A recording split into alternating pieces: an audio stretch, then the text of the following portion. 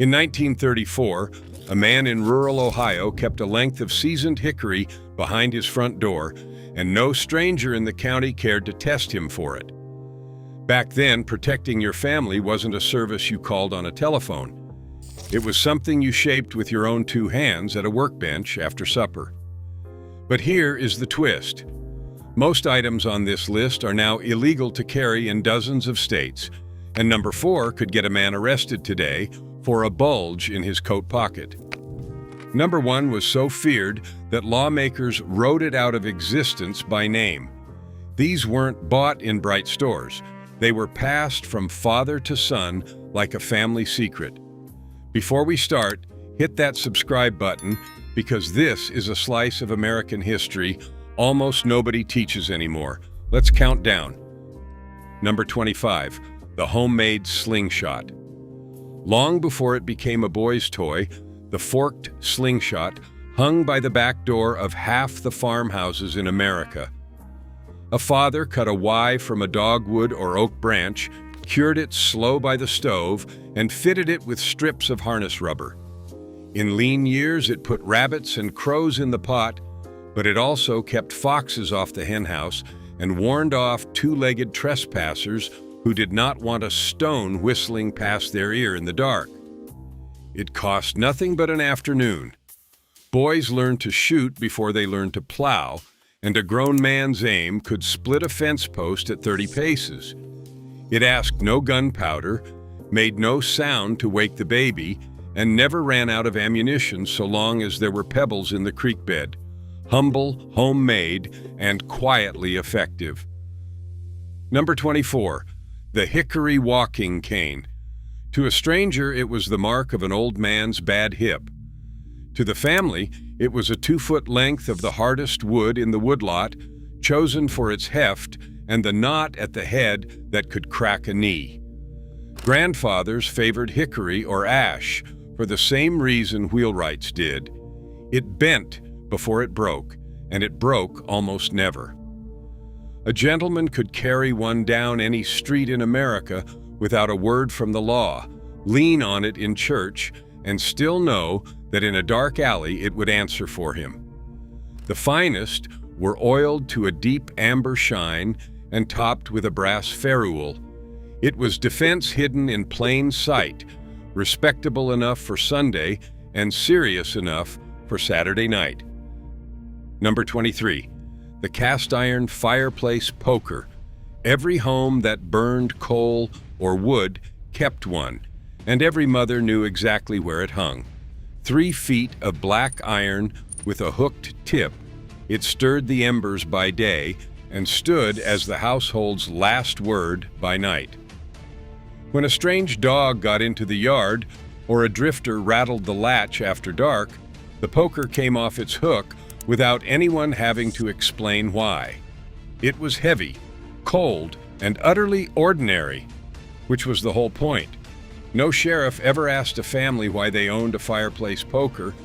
It sat by the hearth in plain view, part of the furniture, and only the household knew that the same tool that banked the fire could guard the door. Practical, invisible, and always within reach. Number 22, the hatchet by the door. On a homestead, a hand axe was a tool first, splitting kindling and dressing game, but it lived on a nail just inside the door frame for a second reason nobody spoke aloud. A father who could bury a hatchet in a stump from across the yard was not a man burglars gossiped about testing. Out on the frontier, where the nearest law was a day's ride and help did not come, the hatchet blurred the line between chore and defense until the two were the same thing. It was cheap, common, and beyond suspicion because every farm owned one. That doubling of purpose, a tool by daylight and a guardian by dark, ran through nearly everything on this list. Nothing was wasted, and nothing was only what it seemed. Number 21, the barn timber bar. Before deadbolts came in a hardware store box, families barred the door the old way, with a heavy squared timber that dropped into iron brackets on either side of the frame. A father hewed it from oak, and once it sat in its cradle, no shoulder in the county was moving that door. It turned the whole house into the weapon, a fortress that needed no hand to hold it. Children slept easier hearing the low thud of the bar settling into place each night, the sound of the day being closed off and made safe. It cost only labor and a few pennies of iron. When factory locks arrived, the timber bar was quietly retired to the barn, but for generations it was the simplest homemade defense of all, the one that turned four walls into a promise. First pattern break. Here is where the blades come in and where the law starts paying attention. Number 20, the cattleman's bullwhip. On the great ranches, a whip was a working tool, popping cattle into line across a mile of open range. But a hand that could crack 16 feet of braided leather at a bull snake could also keep a stranger at a very respectful distance. The crack itself, louder than a rifle shot, was often all the argument a rancher needed. It drove off coyotes, moved stubborn steers, and warned trespassers long before they reached the porch. Braided by hand over long winter evenings, a good whip was a point of pride passed down like a saddle. It never appeared on any banned list because it was too plainly a tool of the trade. Yet everyone who worked cattle understood the quiet second meaning of a whip coiled and ready on a fence post. Number 19, the straight razor. Folded, it was the most ordinary thing a man owned, sitting on the washstand beside the shaving mug every morning of his life. Opened, it was something else entirely, and every barbershop lawyer in America knew it. The straight razor traveled easily in a vest pocket, drew no attention, and needed no explanation. For men who could not carry anything heavier, it was a defense that hid inside a daily ritual. As cities grew and courts grew nervous, several states began writing razors into their concealed weapons statutes, treating the barber's tool as a hidden blade the moment it left the bathroom. It vanished from pockets not because it stopped working, but because the law finally noticed the second life of the thing that shaved a man's face at dawn. Number 18, the loaded quirt. A quirt was a short riding whip with a stiff, leather-wrapped handle, and cowboys carried one looped around the wrist from the moment they mounted up. The handle end, dense and weighted, made it more than a tool for a lazy horse. In a scrape, it swung fast and hit hard, and it never left the rider's hand because it was already fastened there. It belonged so naturally to a man on horseback that no one thought to question it. Braided from rawhide with a wrist loop and a lash of leather tails, the quirt was pure Western practicality, a thing that urged a horse forward one minute and settled an argument the next. When the automobile pushed the horse off Main Street, the quirt went with it, remembered now only in cowboy museums and old photographs. Number 17, the boot dirk. A slim knife tucked into the top of a boot was a Southern gentleman's quiet insurance for 100 years. It rode unseen against the ankle, forgotten until the moment it was wanted. Riverboat gamblers, cattle drovers, and traveling men all understood the comfort of a blade that no handshake or pat on the shoulder would ever find. It was the very hiddenness that eventually doomed it. As one state after another passed laws against concealed weapons in the mid-1800s, the boot dirk was named directly in the statutes, singled out because a hidden knife struck lawmakers as a coward's tool. What had been a gentleman's discreet safeguard became on paper a crime to carry. The dirk slipped out of fashion, but for generations it was the last card a cornered man had to play. Number 16, the belt tomahawk. The hand axe rode on the frontiersman's belt long before it hung by any door, a companion tool that split wood, drove tent stakes, and cleared brush across 1,000 miles of wilderness. In a country where the nearest neighbor might be a valley away, a tomahawk was survival worn at the hip, equal parts hardware and guardian. It could be thrown or swung, and every trapper knew how to do both. Nobody outlawed it because nobody could separate the weapon from the tool, and out on the trail that was exactly the idea.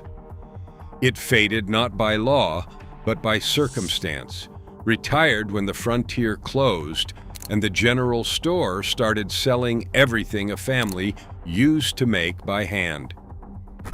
The tomahawk survives now as sport and nostalgia, a relic of when a single tool did the work of many. Number 15. The sailor's marlinspike. On the docks and aboard ship, a marlinspike was a rigger's tool, a tapered iron pin used to work rope and splice line.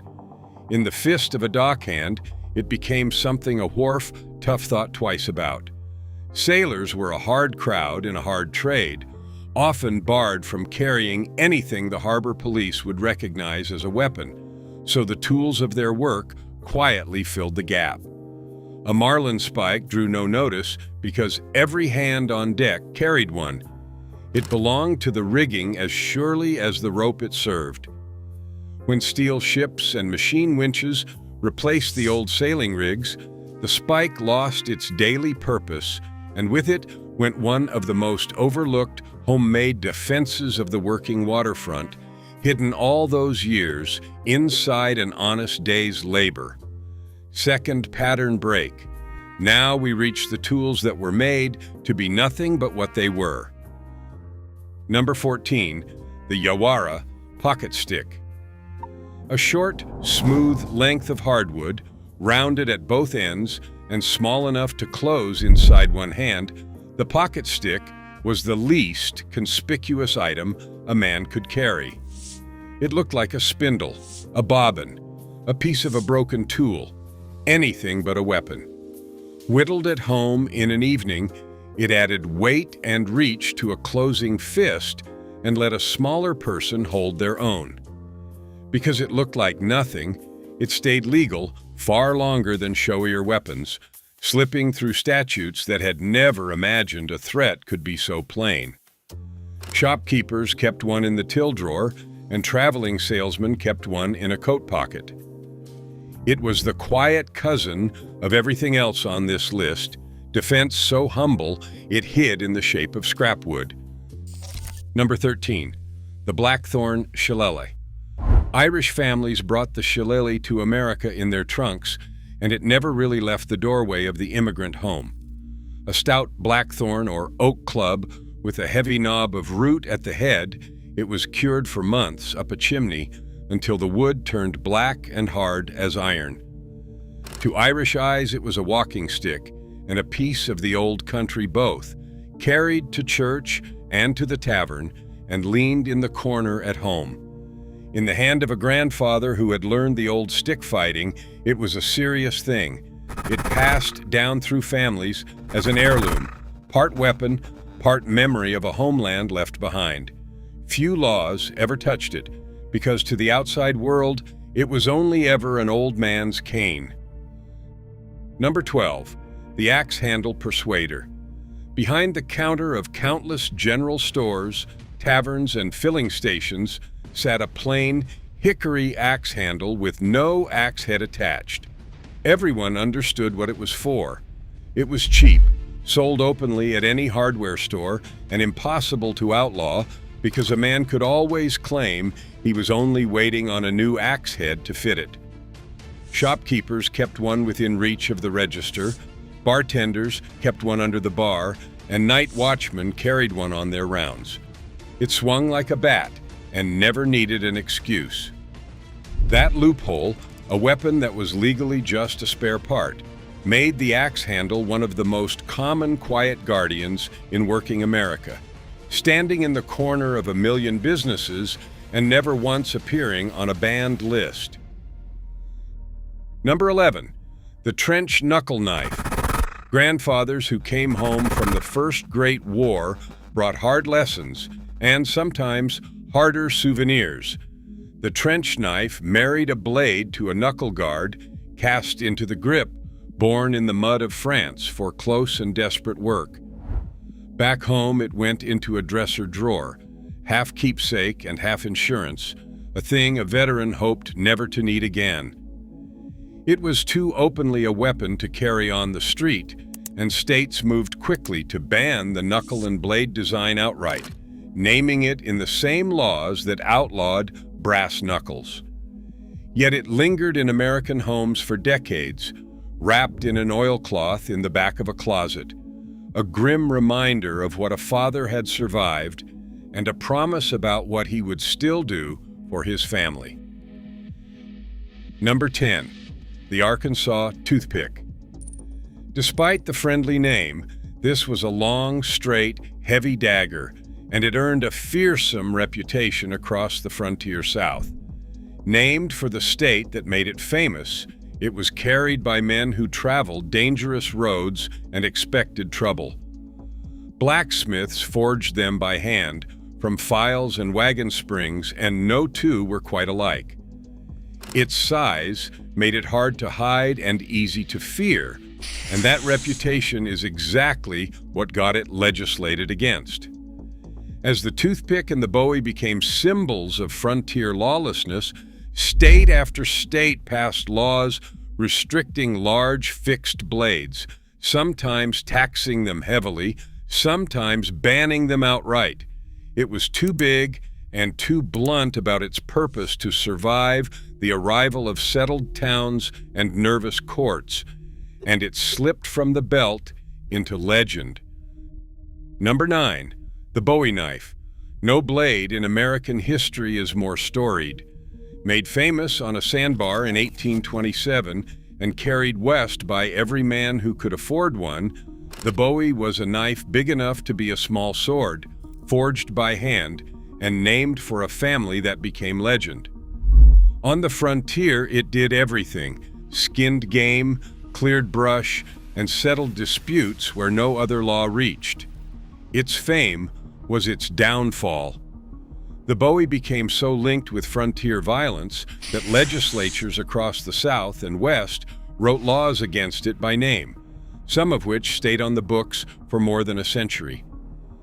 A grandfather's Bowie became a thing kept at home rather than worn on the hip, an heirloom of an age when a single blade was a man's tool, his defense, and his most valuable possession all at once. Third pattern. Break. Here come the ones the law feared the most, the pocket weapons made only to do harm to a man who meant harm to your family. Number 8. The switchblade.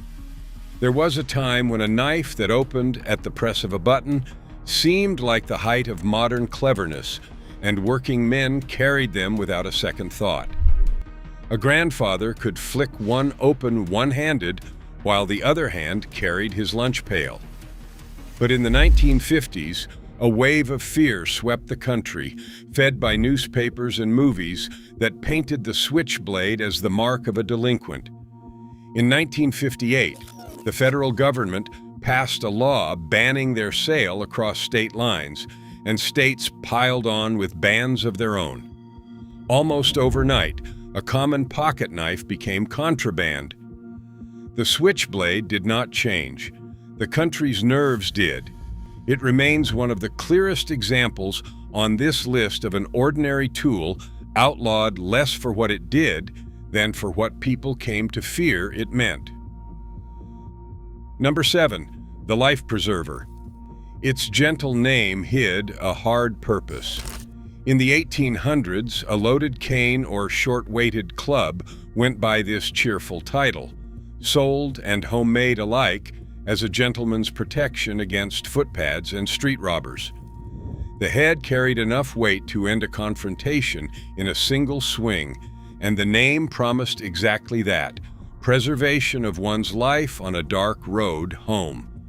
City men kept one by the bed and another by the front door, As cities filled and street crime became a headline worry, the loaded cane drew the attention of lawmakers who saw a weapon disguised as a walking aid. Many of the earliest concealed weapon laws in America named the loaded cane directly. The friendly name could not save it, and the life preserver quietly sank from view.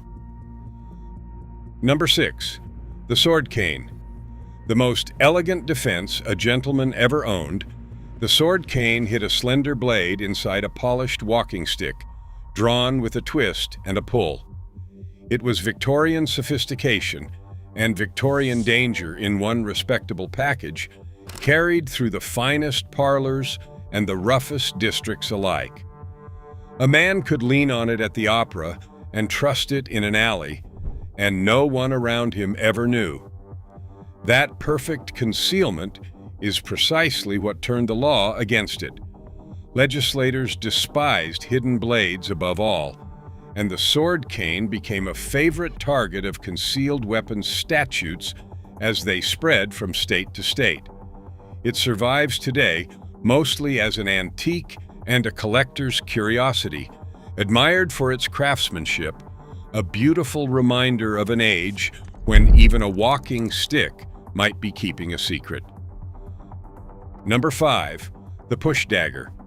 Small enough to vanish inside a closed fist, the push dagger had a short blade set at a right angle to a grip that sat across the palm. Gamblers and gentlemen of the old riverboat towns favored it because it disappeared so completely, worn on a watch chain or tucked in a vest, ready in an instant and gone again just as fast. It was made for one thing only, and lawmakers knew it. Because it had no honest use as a tool, no chore it could claim to do, the push dagger was among the first weapons named outright in the concealed carry bans that swept the country in the 1800s. It could not hide behind a second purpose the way an axe or a cane could. Openly a weapon and nothing else, it was openly outlawed. Number 4. Brass knuckles. Few homemade defenses are as legendary or as thoroughly banned. In the old days, a man with a mold and a little scrap metal could pour a set at home, or a blacksmith could shape them in an afternoon, and they slipped into a coat pocket weighing almost nothing. They turned a fist into something far heavier and gave a smaller man a fighting chance against a larger one. And that is exactly why the law came down so hard. Because knuckles had no purpose but fighting, state after state banned them by name, some as far back as the 1800s, and in much of America, simply owning a set remains a crime to this day. A grandfather's brass knuckles became a thing kept quietly in a drawer, admired and never carried, a small, heavy relic of a rougher time. Number 3. The SAP. Also called a blackjack, the sap was a flat, weighted leather instrument that fit the palm and swung with surprising force, favored for generations by lawmen, night watchmen, and shopkeepers who needed to end a fight quickly and quietly. It made no noise, showed no blade, and disappeared into a back pocket. That quiet efficiency made it feared, and feared things get outlawed. As the 20th century wore on, states across the country banned the sap and the blackjack by name, sweeping them off the streets and out of the hands of ordinary citizens who had carried them for a lifetime. It became one of the most specifically outlawed personal weapons in American law, a homemade guardian that vanished from pockets and drawers as the statutes caught up with it at last. Number 2. The billy club. The plain wooden club is as old as trouble itself, and the American billy became the everyman's defense, kept behind bars, under counters, and beside beds in every corner of the country. It needed no craftsmanship beyond a lathe or a whittling knife, cost almost nothing, and asked no explanation from a family that simply wanted to feel safe after dark. Its very simplicity is what eventually drew the law's eye. As cities passed sweeping weapons ordinances in the 20th century, the billy club was written into the bands right alongside the sap and the knuckles, and in many states, carrying one is still against the law today.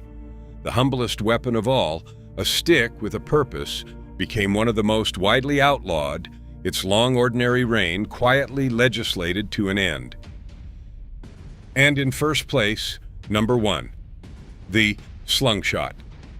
Not to be confused with the boy's slingshot, this was a weight worked into the end of a braided cord or lanyard, and it may be the single most outlawed homemade weapon in American history. Sailors made them first, from the materials of the rigging, and dock workers and city men soon carried them too, because a slungshot cost nothing, hid in a pocket, and struck with terrible force. It was silent, it was cheap, and anyone could make one, which is precisely what terrified the authorities. By the mid-1800s, states began banning the slungshot by name, and those laws proved so durable that many remain on the books word for word to this very day, still naming a weapon almost no living person has ever seen. No other item on this list was outlawed so early, so widely, or so permanently. It is the truest ghost of them all, a homemade guardian legislated so thoroughly out of existence that today only its name survives, frozen in old statutes like a fossil in stone. So here is my question for you. Which of these did your own grandfather keep by the door? The hickory cane, the poker by the hearth, the hatchet on its nail. Drop it in the comments because I want to know how many of you grew up in a house where safety was something a family kept within arm's reach and never had to say out loud. These weren't just weapons. They were a whole vanished way of thinking about protecting the people you love. Your grandfather knew it. Now you do too.